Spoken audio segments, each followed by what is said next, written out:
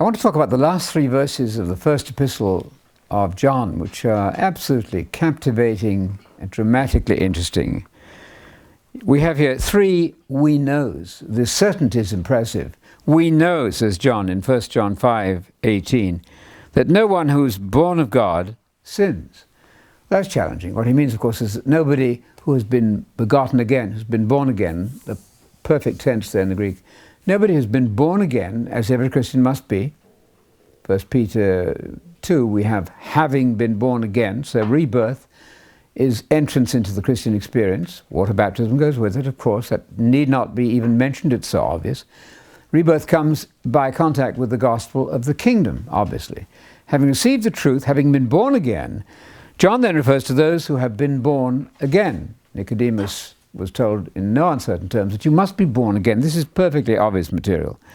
We know, says John in 1 John 5:18, that no one who has been born again sins. That's to say, continues in sin. Christians do sin, obviously, but they'd better not be continuing in sin unrelenting. But the one who was born of God preserves him, keeps him. Now that was a crime scene. In the King James, we have all sorts of garbled manuscripts there where we have the Christian keeps himself. That has happily been corrected in modern translations. And we're talking here about Jesus as the Son of God who keeps the believer, him, the one who's been born again. But Jesus here is genethys, the one who was born again, who was born, begotten, came into existence. Not born again, I should say, begotten. The Greek verb is the same. It's the beginning of existence. Now, this is highly embarrassing for the Orthodox system because in Orthodoxy, as many of you know, the Son was eternally generated. He had no beginning. Well, here John, of all people, uses the aorist tense to describe Jesus as the begotten Son of God in the past. Aorist tenses, as everybody knows, point to single time in the past, a single event in the past. So the one who was begotten, and you don't have to think very far back into Matthew and Luke to know when that was, in the womb of Mary, of course. The one who was begotten, i.e. virginally begotten in Mary, that's the Son of God, Jesus, preserves, keeps an eye on the Christian to keep him from falling apart. And the evil one cannot touch him, cannot interfere with him. Now, of course, he slips occasionally, makes mistakes. That's quite true. But he's being watched and preserved by the Son of God, who is genethys, the one who was born, begotten, procreated, brought into existence, denying any kind of eternal generation there.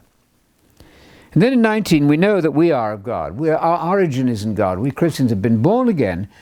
The origin of our spiritual illumination is from God. But the devil, the evil one, is in charge of the whole world. It's a very broad statement here. Verse 19, the whole world, the whole cosmos, lies in the power of the devil, the evil one. That's a very sweeping statement. The devil is said otherwise to be the god of this age. That's a very powerful position to be in. Very broad. The range of deception there is enormous.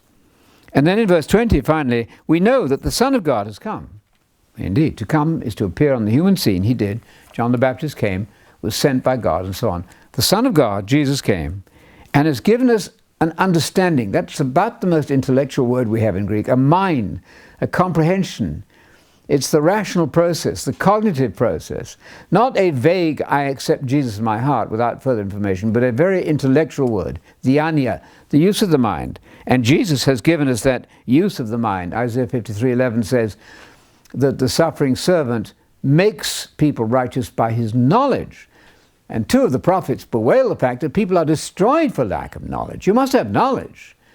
Absolutely. Without knowledge, you can't do anything. So the Son of Man, the Son of God, the suffering servant in Isaiah 53:11, has given us, made us right, in fact, by his knowledge. Not a very often quoted text. And here we have a similar thing. 1 John 5:20. The Son of God came on the human scene, has given us Christians diania, knowledge, understanding, so that we may know him who is true. That's to say, the true God. John 17:3, the only true God. The Father is the only one who's true God. A very strictly Jewish Christian monotheistic statement there. And we are in that true God by being in his Son, of course, by being linked to the mediator. We are automatically in that true God who is the Father. And then he concludes, this is the true God and eternal life, repeating John 17:3. John 17:3 is a very much a summary statement of the Christian faith. You, Father, Jesus prayed there, and Jews, and Christians should be following this example, recite the Shema when they pray. They remind God that he's a single person. You, Father, are homonos eleithinos theos, the only one who is genuinely God. And we're to believe in him and in Jesus Christ, whom you sent. Now, I have to point to the extraordinary elephant at the crime scene here. Do you know that Augustine couldn't deal with this?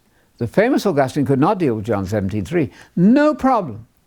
In order to conform the words of Jesus to his much later orthodoxy, Augustine, you can look this up in the homilies on John. Please do online and look at it. Augustine says the word order should be that they believe in you, Father, and the Son of God, whom you sent, as the only true God. My goodness. The Shema was expanded to include Jesus there. That, of course, is fundamentally an obfuscation of the greatest and most fundamental truth of all, and that is that the Father is homonos eleithinos theos. I'm using the modern Greek pronunciation here, the only one who is true God.